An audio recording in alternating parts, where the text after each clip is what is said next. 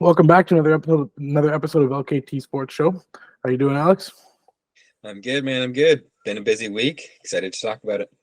Yes, sir. It certainly has been very, very, very busy. Um, we're not going to cover the OHL draft today. We're going to do an entire special episode for it. But only reason why we're not is because there's been some pretty big news happening in the last few days, and we're going to get to it. So we're going to jump over to a little screen here. We got a lot of trades. So there's only one thing more that Alex and I, or only one thing that Alex and I love more than drafts and junior players is trades. Oh, we love them so much. I mean, what hockey fan doesn't? If you don't like hockey trades as a hockey fan, you're not a hockey fan. But there's been so many of them. Oh golly, there's been so many of them the last few days. Overall, Alex, what do you think? How fun has it been? It's been fast and furious, right? It was kind of all building up, and we had a bit of an explosion in the last few days there. Man, I think there's been some winners and losers. I also think there's been some trades that did actually work out well for both teams. So, yeah, it'll be good to dive into each one of them here. Yeah, definitely some winners and some losers, without a doubt. There's been a few, but we'll cover it. Okay, so as you can see here, we got the big one. Realistically, it was the big one, the Pierre-Luc Dubois trade. Now, personally, I was a little bit surprised that he went to LA. I really thought that he was gonna, like Montreal was gonna go all in for him. There was all that talk around that, Montreal wants him. He wants to go to Montreal, blah, blah, blah. And, I was like, okay, well, I was looking at it and I'm like, oh, he'd be good in Montreal. But I'm like, I'm really thinking about it. I'm like, well, do they need him? As crazy as that sounds. Like, would they spend the dough that clearly LA did to get this player? Right? He would help, of course, but why?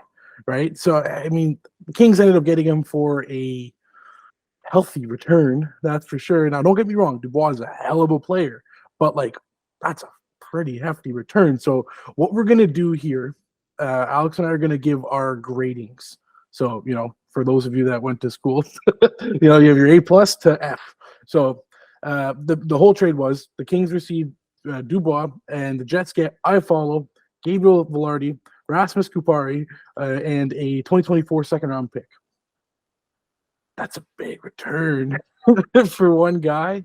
He signed a nice deal. What was it? I think 8.5.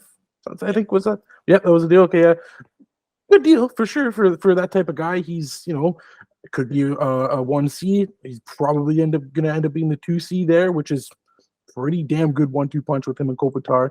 But for me, my grading is I'm giving the Jets an A on this one because that's a great return. They got a lot of depth and good young players and a second-round pick to boot, which isn't so bad. The Kings, I'm giving a B.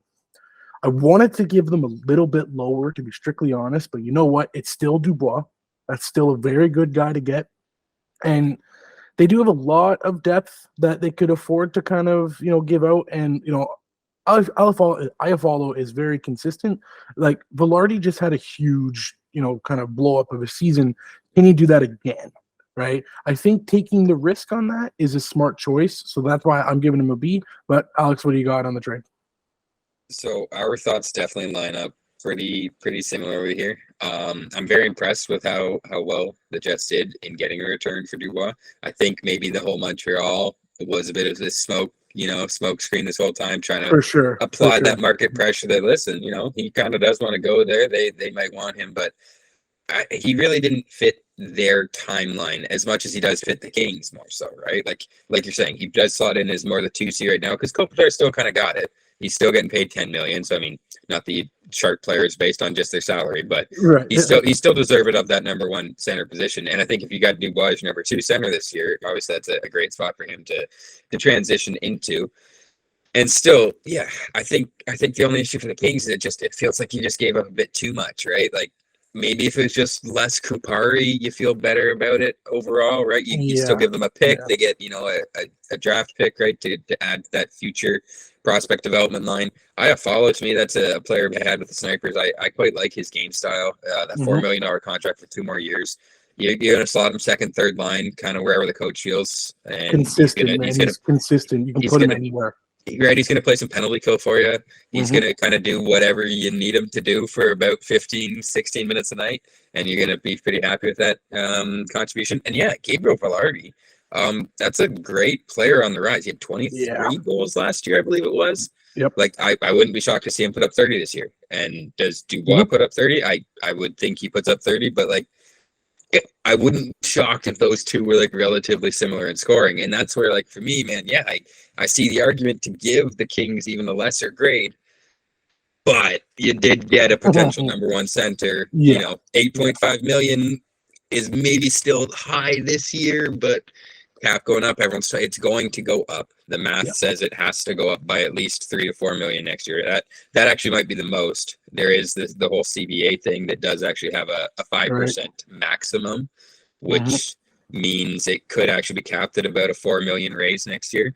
That'd be disappointing to see if it was deserved to go higher, but that contract's going to look good for the entirety of the contract as long as he's healthy and playing. So Kings get a great player. They look well set up for next year. Maybe they know, they got a couple more guys ready to take a step from their minor system, so they felt they could move a Kapari as well. But we'll see. I think this was more of the win-win for both sides. And yeah, I mean, the Jets, I'd give them at least an A grade on that, maybe even A+. I think that's a hell of a return. Yeah, like why I wanted to do A+, but I'm like, you know what? Like, I'm giving it at least an A because like they add even more depth. Like, the Jets have a very deep team, especially on offense, mainly on offense. But on offense, they have a very, very deep team, and they've gotten even better now, right? Like, Kupari could play. He might not play in the NHL. He could, but, I mean, like, Velarde and Iafallo are certainly going to be playing next season. So I think that's a huge, huge return. 100%. Well, and one more thing to add into it, and the reason I think you can argue for the A+ for the Jets there is just it sounded like Dubois wasn't giving them a lot of options, right? If you weren't given a lot of options to where he wants to go, you got to work out that contract extension to give yourself more leverage in that deal because that 8th year brought that money down, right? If he was only going for a 7-year deal, that contract's more like a 9.25, and that makes a difference in the longevity. One thing I'm curious about, I'm really curious to see what Gabriel Velarde's contract comes in at for the Jets, because man, he needs a deal. But if they get him locked up on any sort of couple-year term on a few million, maybe $4 or $5 million bucks, it's hard not to see this as just an awesome trade for the Jets. Yeah, 100%. I think it's going to turn out be good for both teams, but I think the Jets will end up maybe looking a little bit better in the end. But that's we'll have to see for sure. So we got the double whammy. We got Durzi making a couple moves. We'll start with the first one. It was Devils got Toffoli from the Flames for Yegor Sharangovich and a 3rd-round pick this year. I like this trade. I like it a lot, honestly. I think it's a bit of a lateral move, realistically, because the Devils are getting that more of the prime, ready-to-go kind of guy that's going to fit really, really well with that team. And Calgary is going through maybe somewhat of a change. Who knows? They need to do something different after last year, basically is what it is. So getting a guy like Sharangovich, who's a fast freaking guy, and he got some good scoring ability and great playmaking ability too, I think that's a great trade for both teams. I'm giving them both an A. I think this is an even trade. They got exactly what they needed. I think honestly, it probably could have even been one for one, but realistically, okay, the Toffoli is a lot more consistent, and Sharangovich isn't quite there yet. I think Sharangovich will turn out to be a very good top 6 player. Maybe not for Calgary yet. He will for sure. I think he'll end up being a top 6 without a question. But I love it. I think it's again a very lateral move, but both teams got exactly what they needed. I really like it. Alex, what do you think? Yeah, I think it really focused in on what you're saying of both teams getting exactly what they kind of more wanted and needed, right? I think we can see clearly from Conroy and the Flames there that they're not looking to fully take a step back here. They believe that either with the pieces they have, they can make maneuvers like this to acquire other players that are serviceable, that can put up solid minutes, like you're saying. Does he play top 6? Maybe if he needs to, but to me, still feels like more like a great 3rd liner, but maybe a slotted slightly too high 2nd liner type. Yeah. You get the 2-year deal. I mean, you transfer Toffoli into a couple more years of control of Sharon Govich, see how he develops. If he wants to stick around, great. You talk extension. If not, you still got a player on a good contract that you're going to be able to flip for, future value. And that's where some good maneuvering by Craig Conroy to get started on what he's had been dealt there with all the players saying, actually, we don't want to stick around here long term. So you can figure out what you want to do with that. And, tough spot to be in. I think maybe you kind of wanted a bit of a better return just after how great of a season we had from Toffoli and what that contract is, right? Like that's right. You want to weaponize everything you can, and maybe still without taking a step back, maybe you could have retained $1 or $2 million, right? You're taking half of Toffoli, you're trading a $2 million 40 potential goal scorer that could slot in on, everything comes back to the Leafs. But man, if he could slide in on the first line on the Leafs, and he'd look real damn good there, right? Like. I think he'll be nice. He'll be nice with Jack Hughes. You can put him in with Jack Hughes, and they did just bring where he did go. Thank you. Yeah, right. Exactly. Yeah, like that's what I'm saying. He'll fit in really well in that top six. You can put him with any one of them. You can put him with Hughes. You can put him with Hirscher. You can. I mean, they did just bring in, re-sign Timo Meier, which is what we'll talk about in the next trade and why I think they did that. But anyways, he's going to be a perfect guy. And like again, the core of New Jersey is still very young. Right, and to bring in a guy like Toffoli who has that experience is going to help these guys tenfold. I love that. But on to the next deal. It was Devils and Sharks, and the Sharks got a 6th-round pick this year, so at least they don't have to wait. And they send Mackenzie Blackwood. I didn't like that trade. Now, I'm one of those guys that, I like Mackenzie Blackwood. I think he is a very, very good goalie. And the fact that you trade him for a 6th-round pick and the cap space, I guess, and then they sign Timo Meier, so fine. But for me, I gave him a D-. I didn't want to give him an F because I know that trade resulted in them getting enough money, most likely at least, to sign Timo Meier. So realistically, that's pretty good. But I understand their goalie situation. I know they have Vanchek. I know they have Schmid. I know apparently they're in on Hellebuck. Like, figure out your goalies. Like, what's going on? You can't have all of them. So I get that. I'm giving San Jose an A for sure. Right? They already have Kakinen, who I do like as well. They do have Reimer. Maybe they're going to look to move one of them. But I mean, if you got Blackwood and Kakinen as your 2 goalies, or Blackwood and Reimer, or whoever. That's 3 good goalies that you can now play, right? I think that would be pretty dandy. So, I mean, I feel like realistically it's going to end up being Kakinen and Blackwood, which is a good tandem, right? Now, okay, the Sharks aren't going, they're not winning a cup anytime soon, but, whatever. That's 2 good guys that are still relatively young that will really help, and one of them, hopefully, will be at that level soon. But, I mean, I don't like that trade for New Jersey because, again, you got nothing back on paper. Now, off paper, you signed Timo Meier. So that's the only reason why it wasn't an F for me personally. Alex, what do you think? Yeah, man. See, I didn't think it was that bad. I do believe, doesn't Blackwood need a contract still? I thought he was without a contract. He was just an RFA still this year. This is his last year. Now, regardless of that, though, I think for San Jose, what they're doing is they're looking at it going, let's throw a 6th-round pick out and get a 26-year-old goalie that's really had health issues. And besides that, he has looked relatively good in his rise to the NHL and his rise to getting, to action and to earning that recent contract he had, where he was making $2.8 million. Yeah, right. I think for them, it's a real low cost to acquire, a guy that's shown the potential. And like you said, run him out there with Kakinen, see what they can do. I mean, you should be able to get him onto a reasonable deal, and you're not really worried if he puts up a 900 anyways, because you just need somebody serviceable to make it look like you're trying next year anyways. Sure. I don't think that they're going to put up any illusion that they're a strong playoff contending team from day one. And I think this is a great goalie, especially sign him on a short-term contract, right? See if you can flip him at the deadline. You turn that 6th-round pick maybe into a 2nd-round pick at the deadline. Sure. And now, right, over a course of 10 months, you've done some good asset management and maybe helped revitalize a guy's career. It wouldn't be too bad to try and start playing, start getting back into that crease while also walking out onto the beach every day. Could be worse situations than Blackwood's been dealt here. Yeah, realistic, that ain't so bad. I'll take a 6 at that point. But yeah, I mean, yeah, I that makes sense. Like, like either way, like, again, San Jose's not really going for any cups anytime soon. So I mean, you know what?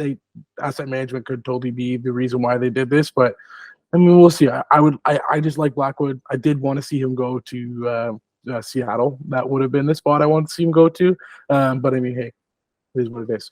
So we'll move on to the next one, which is probably my favorite out of all the trades. And I apologize for the non-French speakers, but I didn't realize that the picture was in French until I put it on there. But anyways, we do a lot of this stuff on the fly, so do it live, figure it out. But anyways, we got this great trade. Honestly, I think this is an excellent trade between Montreal and Colorado. So Montreal receives Alex Newhook, and Colorado gets the 31st pick this year, the 37th pick this year, and Johnny Fairbrother, who's a pretty decent prospect. Will he be an NHLer? Maybe, but maybe not, especially because Montreal has so many picks or so many prospects already. But you never know, right? I think that's an excellent return for both teams, like both teams for sure. Now, I gave the Habs an A, and I gave the Avs, an A minus.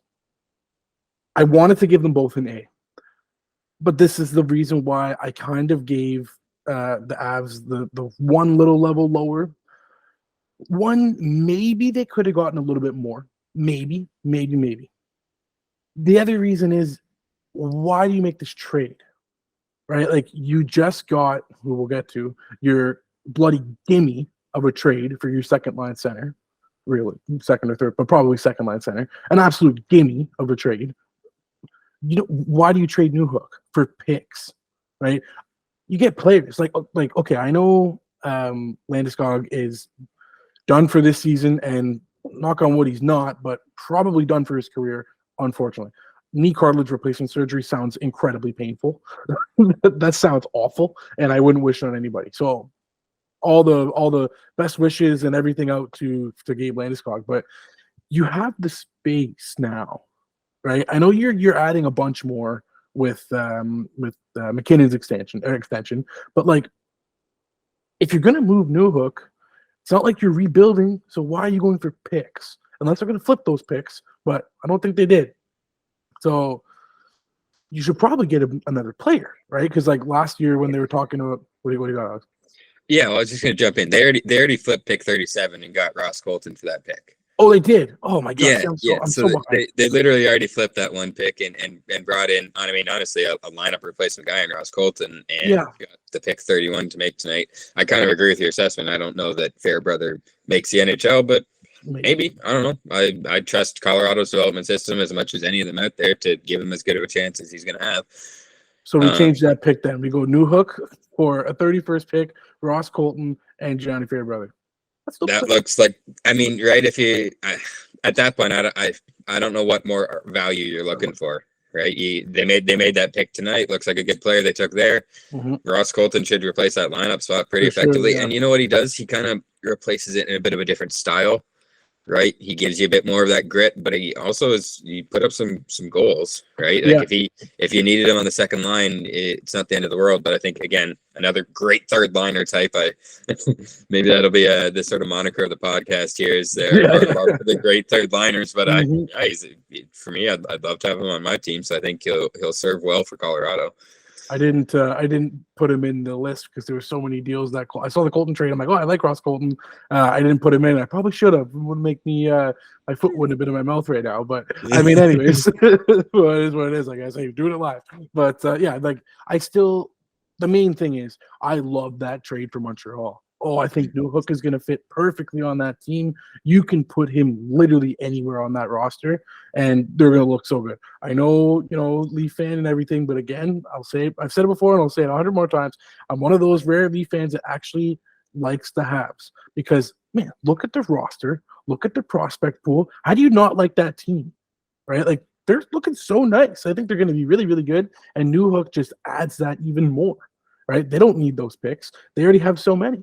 Right, and they got an excellent player with the 5th overall pick, which we'll cover in the next episode. But I mean, they're looking freaking like mint. like fantastic, and he's gonna add, I think, a little cherry on top, a little sprinkle of sweetness, because he wasn't really fitting too well in Colorado, but I think he's gonna fit beautifully in Montreal. Alex, what do you got? Yeah, see, I again, to touch on it from the Montreal side, I agree that I think for them it's about a timelines thing, right? They, like you said, they have a ton of picks in the draft already. They've got multiple picks in excess in the future years. Turn around and use a couple of these picks, bring in, young talent, right? They're not trading it for aging guys. They're trading it for guys that can be right into their core of players. In the quick clip that I saw from St. Louis, the coach there, he was talking glowingly about Newhook, thinks he could play on the wings or at center, right? And I think he's going to get a look in their top two lines potentially, right? He might get a look on that top line on the wing. For sure. I mean, it'll be interesting to see where they slot Slafkovsky back in this year. But, just add another mid-20s or early mid-20s forward into that core and see what happens, right? And he can play anywhere. He can play any position. It's like left, he can do left, right, center, do whatever he wants. And he's going to be a solid guy. Yeah, and for them, my only slight complaint was with the amount of picks they had, couldn't you have had, argued to give them a slightly lesser second pick? Like, no, we'll give you the late first, but like we're giving you a third or a fourth with it. But, still, I think Newhook's a safe enough bet to risk that kind of capital they spent. And with all these other picks that they are making, right, they're going to have prospects coming up year after year that should be playing in the NHL and making an impact. So to get a guy that's actually going to be there right now with, the core that is already there, I think this team, if that goaltending can kind of hold it together, man, the Eastern Conference has got a lot of teams that feel like they're knocking on the door of being, seriously skilled really quickly here. Especially the Atlantic. The Atlantic. Well, we'll have to see if there's another team that's going to be messing with the boys in blue. But, that's okay. That's okay. Again, I like it. I like that deal. I like it for Montreal. I kind of like it for Colorado. But you know what? Hey, trades are trades is the way it goes. Now, we'll move over to the one of, I think, is going to be actually the potential, what are we going to call it here, underrated trade that's going to end up being like, oh, wow, I can't believe we slept on this trade. Sean Durzi got traded to the Arizona Coyotes for a second-round pick of 2024. It's Montreal's pick. So it could be a little bit better next year, depending on how they do. I think it might still be a pretty decent pick, but we'll see. Sean Durzi, for me, is and it was so funny that he was actually in LA, and it was a perfect way to learn from the guy. I think he is the future Drew Doughty, right? Just insanely consistent on offense and defense. Great leader. He does everything you want a defenseman to do, and he's 24 years old, something like that. So, for a second round pick, like I saw that and I'm like, no, that's gotta be a joke. Someone hacked the Kings account. Like it's still not a bad trade for the Kings. Like they still get a second round pick, from Montreal that could, again, you never know with Montreal, like they might be there, they might not be. Could be still a halfway decent pick. But you're looking at not a top four. This guy's a top two defenseman in my eyes, right? Like he is a 25-minute game, 25 minutes a night, like solid defenseman, and he's still very, very young. I think he's going to gel with that Arizona team so well. So well. Their defense is already pretty good, but he is easily slotted into the number one to the point where this is my first A+ for the Coyotes. I think this is a beautiful, beautiful trade that there should have at least been a first in there. If Newhook gets traded for a first and a second, Durzi should have at least been traded for a first and a second, minimum, right? Like they're kind of on the same level, but I think Durzi is just a bit higher because having those intangibles and that skill on defense, and you're right on the doorstep of blowing up or like making that jump. Come on, a second round pick. Like I still gave the Kings a C- because it is still a second round pick. And it is Montreal's pick that could be a little bit better, but I mean, that's still not a good enough return, man. Like, and it's not like they're, killing cap or anything. So maybe that was the little bit of cap cut that they needed to get Dubois in, but like, come on, find someone else. Durzi's not the type of guy you cap dump. I really don't think so. That's the type of guy that you keep with the guy who's the perfect comparable for him in Drew Doughty and help him learn, and he's your next Drew Doughty. So I don't know. That was just my eyes. Like I saw Arizona do that, and I'm like, Alex was the one that told me. I'm like, where did you find that? I don't see it anywhere. Like you're kidding me. Like there's no way, right? And then I'm like, what the hell? This is actually true. So yeah, that was a little bit crazy. So good on Arizona. They did something good because again, we'll talk about it in our next episode, but their first round draft was not so excellent, Squidward, but we'll get to that. Alex, what do you think of this trade? Yeah, so I'd want to hammer the Kings more for just how did you not get better value for Sean Durzi? Because man, I don't know that I'm the same level of saying that he's already a 25-minute a night guy. But yeah, I love his game. He's on a contract of 1.7 this year. Like to me, this just felt like I don't want to call it laziness, but it felt like laziness from Rob Blake. Like he made one phone call. This team said they gave him a second. He's like, all right, let's do it. But even in that, like with the amount of trade talks that were going on with the Jets around Pierre-Luc Dubois, I don't know what the Jets don't like about Durzi, but how did Durzi not get involved there, right? Like to me, if you're only going to get a future second back from the Coyotes, how could you not like?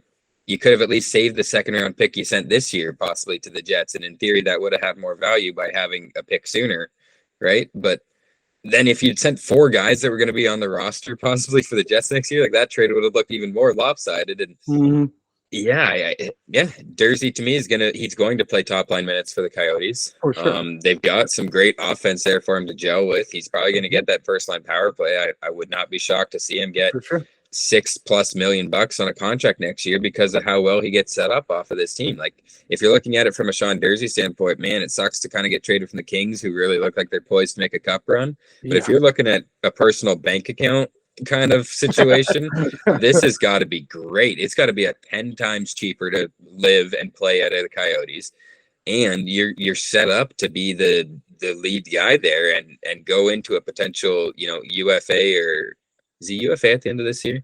I'm not sure. He'd still be RFA, but I mean, it's like Coyotes, absolutely no brainer. If however they got to giving up a second round pick, this was quick send the papers in before he changes his mind type scenario. A+ deal for the Coyotes, and for me, I'd give the Kings a D, man. It's a second round pick. It's a Montreal pick. It's probably going to be top 45, top 50 at least, but. There's no way that was the best return you could get if you properly did your shopping of a $1.7 million defenseman that can do what Sean Durzi does. Exactly. I refuse to believe it. I refuse to believe it. That's honestly going a little bit back to what you said. Like, sure, okay, he's gonna make most likely a pretty good contract next year, but you know what? Like, he's still like the big thing for him is like LA is a great team. So and there's Drew Doughty, right? So he's not going to get that number one D-man time and opportunities. In Arizona, he will, big time. And they're going to throw him into the fire. Like, it's not like he's the only one there. They still have some pretty good defenders there. And they got a couple good ones coming up. So, like, a guy like, I love Maverick Lamoureux. I don't know why I love him. He's a big bastard, too. I love those big bastards, and they're going to look nice, I think. Like, they're still, they got Moser, they got Valimaki. They're looking good still on defense. Like, I think he still will be the number one, but he has now that opportunity to be the true number one, right? To be that Drew Doughty. So I think that's the biggest thing, and obviously his wallet will be thanking him at the end of it. But I mean that's okay too. But yeah, so we'll move on to the next one here. We got the other big one that some people are saying was an absolute fleecing. I don't necessarily agree. Yeah, let's call it how it is. Chicago won the deal. Realistically, you get Taylor Hall in the deal. You won the deal. Realistically, well, obviously depends on who you get back, but you usually win the deal. I gave them an A. All right, I thought getting a guy like Taylor Hall to play with the obvious, they might not take Bedard. Yeah, no, they're taking Bedard. To have him play with Bedard, that is arguably the perfect guy for him to play with, to learn from. The guy's been through it all. He was a first overall pick, They shipped him out because McDavid came. There was he was on that team that was kind of a dumpster fire. Maybe not as Edmonton at that point was a bit of a dumpster fire. Maybe not as big of a dumpster fire as Chicago is right now, but kind of the same thing, right? The guy's been through it all, right? And I think he's the perfect guy for him to learn from, right? Now, Nick Foligno, it's a help, right? It's for them to, I don't know why they kind of went after him. Maybe it's a guy to kind of show Bedard and, some of the other young guys like, hey, you like hurting people? Well, I can show you how to do that. He's kind of that type of player. So, whatever. But, I mean, the return I thought was still pretty good. Like, Alex Regular is a good player, right? Ian Mitchell is also a good player. Those are two young defensemen that I think Boston really, really needed. Boston really needs some good young defensemen because right now their decor is good. It's still quite good for sure, but they don't really have any young guys or any young good ones coming up either. So I think these guys are on the cusp of realistically being full-time NHLers. And okay, on paper, it's not the best trade for Boston, but they also cleared up a bunch of cap there. Like I think that's that's over 10 million for sure, just off the top of my head. 9.8 million last year, but 10 million this year. Right, because Foligno just signed for 4 million, something like that. So save a good amount of money because Mr. Pastrnak just got a pretty healthy raise. So and they also need to sign Toffoli, or not Toffoli, Bertuzzi. Sorry, that's probably where that money's going to go because I think Bertuzzi fits the team just a little bit more than Taylor Hall, especially because I don't think that Krejci's going to come back, and Krejci and Hall are kind of the team. But anyways, I digress. But I still think that's a pretty good return for what it was. They knock off a bunch of cap. They get two young defensemen, which they do need. Obviously, I don't really need to say anything else about Chicago. Bedard gets a guy like Taylor Hall. Not much else you can say. I did give the Bruins a B because, again, I do like the return because they got two good young guys and knocked off a bunch of cap. Alex, what do you think? So for me, I'll just jump right into it. I gave them both an A, and I think it's because of this trading for need more so. Boston needed to clear cap in this deal. That was a big piece of doing it. And like you're saying, they brought back two players that could both see NHL ice time for them this year. And it sounds like they're trying to get active in shedding more cap in the defensive trade market by trading like a Grzelcyk, or I don't think Carlo's name's been out there. I think it's more been Grzelcyk, and I think they got I'm thinking a guy in Winnipeg. Anyway, sorry, brain fart there. But if they could shed a Grzelcyk, that's a $3.5 million player. And I think he's still worth that. But if you might be able to slide his minutes over to Ian Mitchell, who's going to make 1.15 or something this year, right? There's 2.5 million saved again, and now you can slot that third line winger spot appropriately. And for Chicago, they got exactly what they needed. They signed Foligno to a 1-year, $4 million deal. Sure, it's a little bit of an overpay, but they got to meet the floor. they got to make the floor. And I mean, I just look at everything from asset management. If you have a $2 million Foligno at trade deadline, that should be an asset that other teams might want to trade for if you decide you want to move it. Right? If he has anyone of a decent year, they could easily get a second or a third for him. Right. So now you've picked up future draft capital potentially, or a prospect, whatever sort of fits in, and you traded for a guy that can slot in right beside your future first line centerman who you drafted, and yeah, he's going to be able to show him the ropes, kind of help him deal with that pressure. Right. Mm-hmm. And he's probably going to help him deal with it by putting some pucks in the net with them. Right. So yeah, for both teams, it did exactly what they needed. And, in trading a first line winger for depth defenseman. And somehow it's like, yeah, actually, that made a lot of sense. It makes a lot of sense. Right. Yeah. Like there's not a lot of situations where people look at it and go, you know what? I kind of like it. I get it. Yeah. Right. And this one, I really do. Bastards. Right. I mean, and just to add one more point to it, who else in the league was willing to take that potentially $10 million in players and supply them back talent on that kind of contract scale as well? I mean, clearly they determined that was the best, whether, they did their homework throughout the entire league or not. I always just hope that they did, because that's, to me, that would be the best part about being a GM, is talking to each guy and being like, hey, what you got? Yeah, what are you thinking? What you got for me? I got my magic beans. What magic beans you got? What can we do? Yeah, I the big thing for me is I'm very excited to see what Hall, and I'd be shocked if Hall and Bedard don't play together. I'd be baffled. But then again, Chicago might not be done We were talking about, they could just load up. They very well could. So we'll have to see. I'm pretty interested. Very, very interested to see I think they're going to end up being the pairing, but maybe put Lucas Reichel in there depending on where they decide to play him. Same with Bedard. He might not even play center. You never know. So we'll have to see. We got to not too long until the season starts. Actually, we're getting going. But now we're going to move to the not the best trade in my eyes. Personally, I saw it, and this was the one where I'm like, okay, well, who hacked into TSN's Twitter? Because I'm like, there's no possible chance that this just happened. This is my first F for the Predators.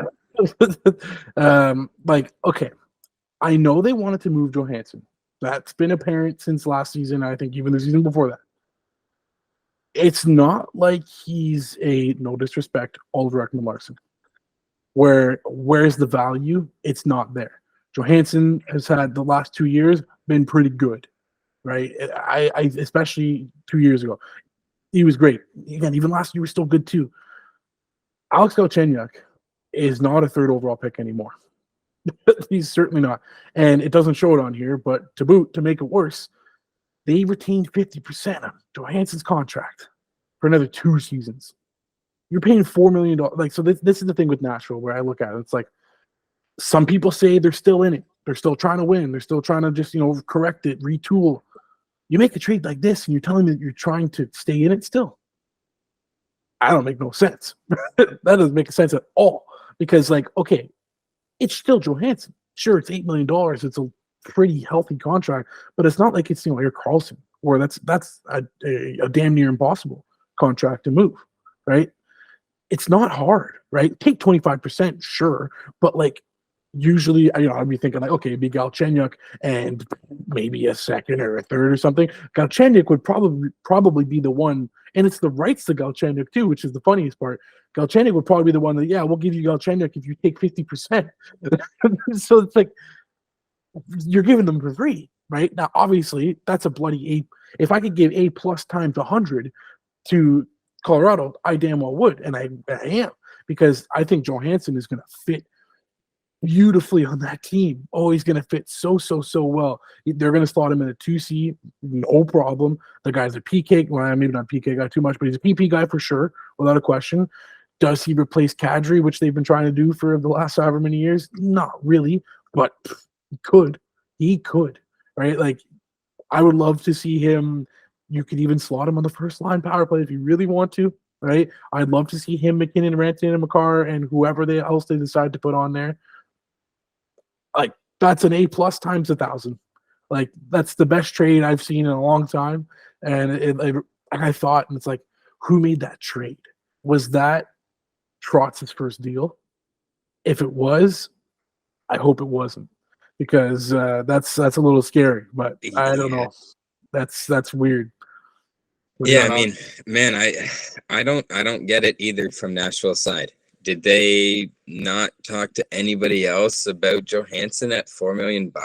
And come on. nobody came with anything. Like you're saying, he put up relatively productive years the last couple of years. Were they $8 million seasons? No, not really. No, they were at least $4 million seasons. I'll give him that much minimum. Right? Yeah, and like you're saying, now he's going to get all revitalized with all this excitement of going to play with an actually contending team in Colorado, right? Not this we're trying to do well. Yeah, the middle ground is death, man. In the NHL, you're getting nowhere unless you put it together an 8th seed and go on around to a cup. But besides that, where have we seen that before?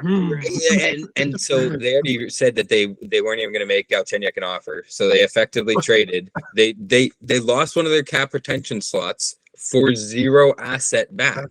They're paying did Johansen piss on Trotz's car or something? Something must have happened. Is there or not the bet would do anything, but or I wanted to see an investigation for collusion here. What is this? I straight up don't get it, and agree that it is such a complete fleecing for Colorado. I don't get how they retained this amount of fingers, 4%. Yeah.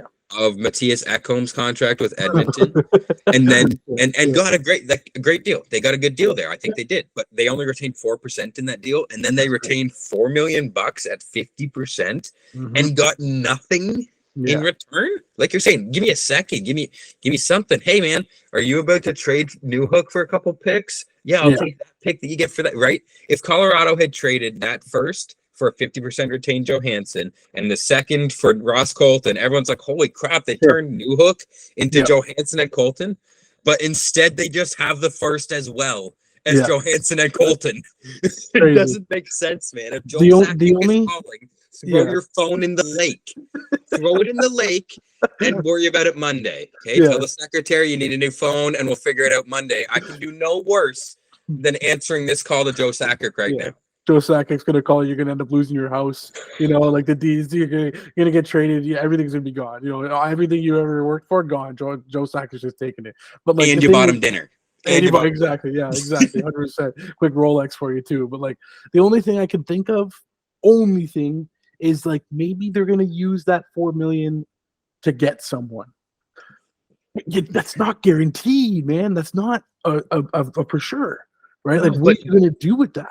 Ben, you can't give them any benefit of the doubt with that because they could have done that with a trade with any team that they retained $4 million on and gotten an asset back. That's the issue, is you got nothing tangible back here except for $4 million in cap space, which you could have gotten doing this deal for any team for the same return. Yeah. So why'd you do it with the team that you compete closely with?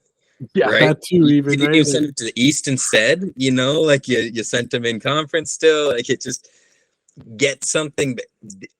You can't tell me that he called every team in the league saying, I'm willing to keep half of this guy's deal for 2 years. You got anything for me? And everyone else was like, nah, see ya.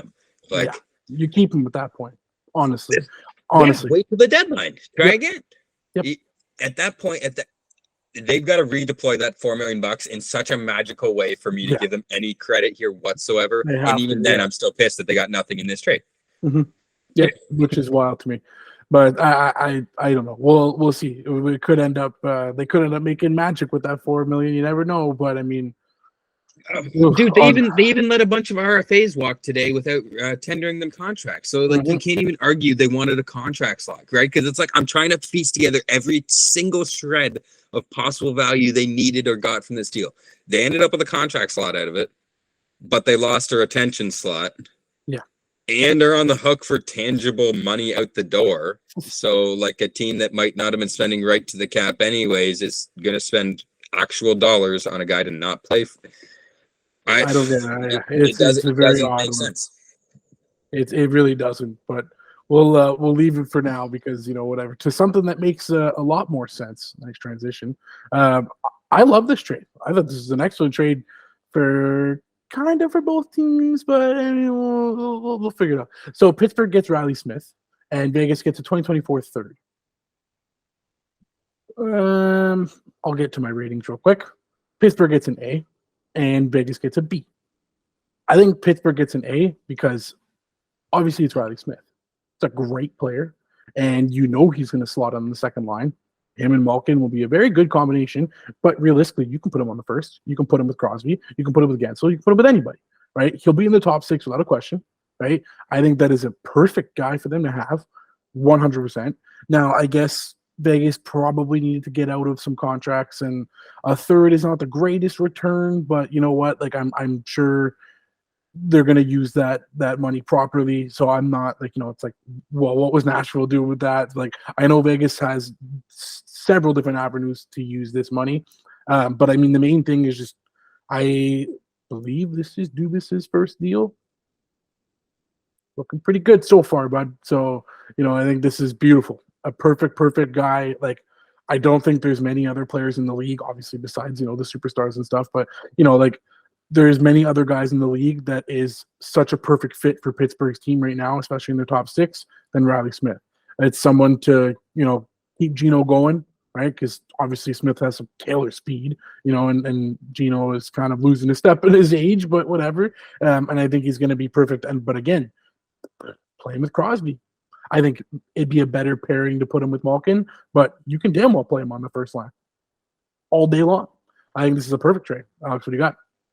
Yeah, definitely a shrewd move here by Dubas coming in, playing the market well. I mean, with cap being so tight with only the 1 million raised this year, I think that's why the return is so. I mean, to me, it's almost negligible. But a third round pick next year for the Golden Knights.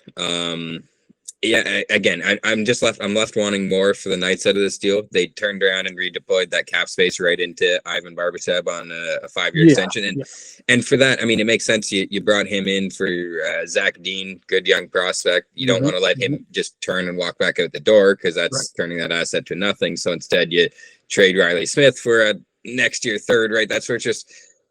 You feel like he still could have done a bit better for a guy that the cap hit's not that bad. It's a $5 million hit. The only reason it feels a little tight is just because the cap hasn't gone up much this year. So other teams that might have already been close to the cap, whatever, it's tough to maybe fit in a brand new guy. But he's going to probably put up 50 to 70 points this year, potentially playing with, like you're saying, top two lines, whether it's Gino or Sid there. I think it's a great spot for him, right? If you're Riley Smith saying you're getting traded from the Knights, you're like, oh man, that sucks. But hey, you're going to Pittsburgh. You know what? I hate so bad, yeah. You know what? Okay, right. I'll like Sean Durzi, it's like, you know what? Fine, I'll take it. You wanted to trade me? Sure. I just got my cup. All right. Yeah. See you later. Good luck. Because that's a good point too, right? So it's like, if you're gonna take realistically, that's $5 million on Riley Smith, and they just gave it to Barbashev, right? Like the way I'm looking at that, it's like. Realistically, Riley Smith is the better player, but Barbashev, I think, kind of fits their team a little bit more. And the guy killed it in the playoffs. Oh my God, he killed it. And he's a bloody wrecking ball. He's exactly what they need. And I think that's kind of the way now I'm going to look at it. It's Riley Smith for Barbashev in a third. And I think, you know what? That's a pretty good return. It sucks to get, to let Riley Smith go because he was one of the OGs, right? So, okay, fine. But it always happens with the cup winners. Some guys go, it is what it is. But, I think it's going to work out for both teams without a question. Well, and you kept the younger player in Barbashev over Smith. I mean, for me, it's more like treating like Zach Dean and Riley Smith for the third in Barbashev, which I don't fully love, but the markets are what they are. This is, again, that's what you got. Fine. You decided this is what you needed to do. Ivan Barbashev is definitely a great player. You want to keep around. Like you're saying, he's definitely feels like he's on the rise with his skill. He's got a bit more scoring touch than, had previously been seen. It's coming out a bit more, and he does have a little bit of snarl to him, bit of a bigger body. So I think he'll serve well for the duration of that contract. And the only thing I still would have liked to see is just, somehow getting a bit more value out of it, whether it's, the Knights are not in the team at all to be wanting to retain money on a guy walking out the door. So rather retain nothing and just get a third rather than retain some money and get a first. Like for them, they don't need that first more so than they need that cap space available and that maybe retention spot available for something that's actually, effective or bringing back an asset that's tangibly going to help them. So, I'll give Vegas a B minus, a C plus area kind of. Well, fine. We'll be nice with the Barbashev contract. We'll give them a B minus. But for Pittsburgh, A minus. Yeah, for sure. Get a perfect fit guy. Now we'll move on to our last deal, which was I realize now I probably shouldn't have put it last because it's a little bit boring. But it is what it is. It's between the Blues and the Flyers. The Blues get Kevin Hayes for a 6th-round pick in 2024. I don't know. Well, here, why don't I just? You started. I was gonna say I'll just jump in with this because again, this is one that I am kind of passionate about, and it's that I'm disappointed in Philadelphia because I don't know where their conversation completely. I mean, it sounded like it blew up when Torrey Krug was supposed to be a part of the return, and he wouldn't waive his no move contract or no move clause, which all the power to him, no problem with that. How did the trade get back down to just a 6th-round pick? Because it's not just Kevin Hayes, man. It's 50% retained, and I think he's got 2 or 3 years left on that deal. So again, it comes down like the Ryan Johansen. You're telling me all you could get for a $3.5 million Kevin Hayes was a 6th next year? Like that. Not everything should be about the least, but it's the team that I pay attention to the most. And man, give up something more than a 6th-round pick because I would have had that guy on my team for under $4 million a year. And that's what St. Louis just got, an under $4 million Kevin Hayes. I think that's a player that wants to win, that's going to do better on a team that's actually trying to win rather than his last year situation with the Flyers, where they were not trying to win hockey games every single night. And that's where I'm just a little disappointed, because there's lots of talk about Philadelphia getting an extra first rounder possibly in this draft. Maybe it was a bigger deal. Maybe they're sending out Sanheim. Whatever. Each asset on its own, you got to get max value for, and you somehow retained half of this guy's deal and only got a sixth. It doesn't feel like adequate compensation for retaining half. If you retained 4% of it, the old Matthias Ekholm, and got a sixth, I might chuckle and go, all right, you retained 180 grand, and now he's a $7 million Kevin Hayes. Yeah. Fine, then you get barely anything for that. But no, to me, you turned Kevin Hayes back into a valuable hockey asset, not just a good hockey player that's making a ton of money. Right? He's now on a great deal for St. Louis. Yeah, 100%. Yeah, like if I had to, obviously for St. Louis, it makes a lot of sense, right? Like they did lose O'Reilly, and you know what? Like I think that Kevin Hayes would be a really nice guy to have play with Kyrou or Thomas. Or Thomas, yeah, or like they still have Jake Neighbors. They got a bunch of good guys that I think that Hayes would do quite well with, and again, kind of the same thing as. As Taylor Hall, kind of showing the ropes a little bit. There's a lot of young guys there, and whatever. Most of them have already kind of been, solid players. But if I have to like rationalize it from like Philly, it's like you best be using that money, because are you going to use that money for Tippett and Katahat? What are you going to do with that? Because Tippett's coming up. I think he's got to sign this year or next year, but that's going to. If he does well again, probably pretty decent ticket. So, I mean, like, but a 6th-round pick, like it's the same. You're exactly right. It's the same argument as Johansen, but it's like, I don't know why you do that. That doesn't really make a lick of sense, because like that's the thing too. It's like St. Louis is. I mean, last year they didn't do well, and there was talks of a rebuild or maybe a retool, but clearly they're just going for a retool. So I do like the trade for them, of course, but like for Philly, it's like, well, what are you doing? Right? It's like that doesn't really make any sense again. Like it's like there was a couple of those deals, and it's like, okay, maybe they're just trying to get out from under a contract. Maybe they want to bring JVR back, like on the difference of the money, but it's like, what are you doing? Like, like that doesn't, I don't get it, right? Like you're not going anywhere soon, you're not going towards a cup anytime soon, and the person that they just drafted too, again, we'll get there, but like they're clearly a 3 to 5 year rebuild, full-fledged rebuild, right? Like I don't know why, like I know that they've been trying to move Hayes for a while, but I would have loved to see him stay and play with Cutter Gauthier. I thought that would have been such a good pairing, right? Because Cutter Gauthier is, still a big guy, and he has more of a scoring touch. But like Kevin Hayes is a big guy. His stats don't show it, but he's freaking huge. But like that would be a good guy to learn from him. I think Cutter Gauthier. I've said this before, not on the show, but I think Cutter Gauthier is actually going to end up being the best pick from that draft. Believe it or not, I think he's going to end up being an absolute knockout of a player. Right? I know call me crazy, but the kid's he's got it. Whatever it is, he's got it. And I think that would have been a perfect guy for him to learn to get more of a big, of a scoring touch. Again, he already has it, but more of a scoring touch at his size and his bulldog style of play. So I don't know. I was just kind of shocked. I'm like trying to like think about it, and it's like, well, what are you doing here? It's like that doesn't make a lick of sense, right? Because you're not losing that much cap. You're still retaining for another couple years, right? And it's like, well, why? Right? I don't get it. Like it's those two trades like that, and it's like, well, who's hammered? Like what's going on here? Like I don't understand. So, but again, from the Blues standpoint, sure, bingo, great trade. But from Philly, it's like you better do something now. You better do something, because Kevin Hayes is no slouch of a player. If you're going low end, you could get a second, maybe 2/3, right?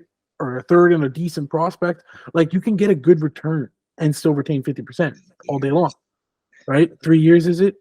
3 years, man. 3.56 million retained. That's And you too only much. got a 6th-round pick? That's way too much, right? It's like, honestly, that's kind of worse than the Johansen deal. Right. And I mean, again, everything's about the lease, but now and I'm thinking about the contract. So now he's a $3.6 million player. Well, that's what we were paying Alex Kerfoot last year. Like, Right. and absolutely, to me, Kevin Hayes is a much more effective hockey player with a much better all-around game. Again, everyone's in tune with this playoff hockey because we all just went through the 2 months of it. He'd be a damn good playoff hockey player, right? He seems like a great hockey, locker room presence. Seems like a good, 100%. good kind of community guy. He seems to have volunteered quite a bit. Like, that's where I don't get it from Philadelphia side. Why you had to get him out of here so quick. Yeah. Danny, he's been around the scene. He's maybe, you needed to shake up the locker room, but how didn't you get more? Is the question. Yeah, exactly. If they just bring JVR back because of this, I'm going to be like, you guys just completely butchered that. Don't get me wrong. I love JVR, but he's not the player he used to be.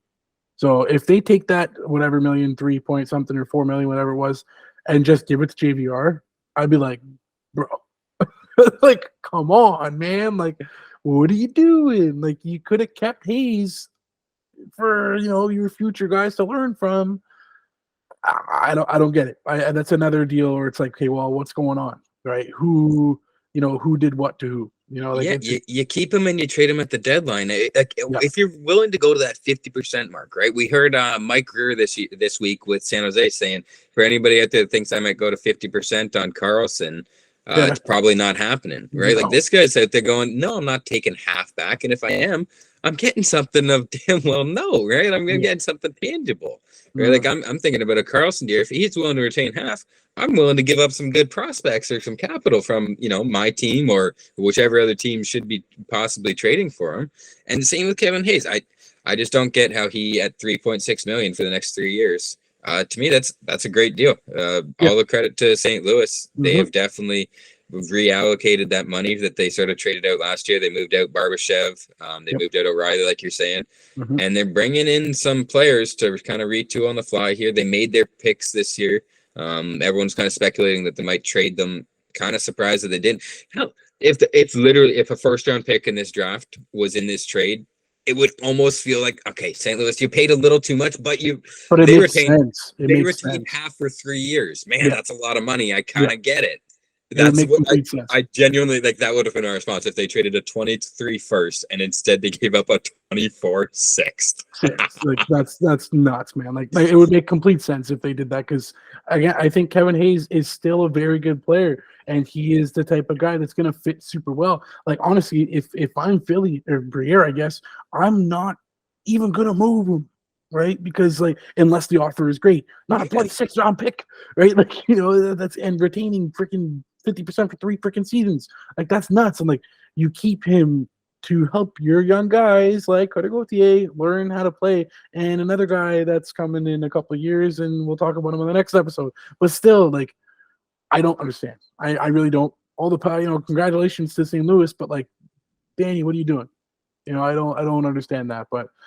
Anyways, on that note, I think that's the best way to describe, for those that don't have the love of trades like Alex and I, that's it, right? Like, it's like, it's like, why you do that? It's like something you love. It's like, oh, this is beautiful. It works out beautifully for both teams. And the other trade's like, what the fuck are you doing? It's like, what are you doing? Like, come on, man. It makes no sense at all. So anyways, on that note, thank you everybody for listening.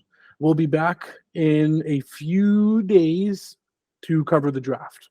We didn't want to do the draft right away. I usually, the way we like to do it is, kind of have everything be done and then cover the whole kit and caboodle, winners, losers, all that fun stuff. So we'll be back with that episode. Again, thank you everybody for listening. Thank you. Yep, love making the content. Gonna be a busy couple days. Got this content coming out with the draft recap, and then, man, free agency as well, right? It's gonna be bang, bang, bang. Next week worth of content. It's gonna be a lot of fun. Yes, sir. It's everyone thinks that there's nothing to talk about when the season's over. Oh yeah, buddy. There's tons to talk about, if not more. So keep your eyes up for those episodes. We'll catch you on the next one.